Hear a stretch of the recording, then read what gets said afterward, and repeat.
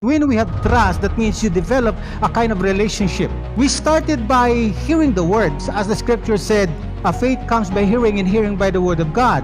But to develop a trust, that means you establish a deeper connection, a relationship that is beyond institutional, beyond organizational, but rather it's divine. You cannot just simply having the word trust, yet tangibly wala sa matutod yung relasyon. Connection, because once there is relationship, once there is connection, that means there is a continuous flow of sustenance, of provision, of protection. With true prosperity nga ma-experience sa isa ka tao, when he has that connections in God and with God is, wala ka sang kabalakan sa future mo, knowing that you have the connection unto the greatest person that you ever have.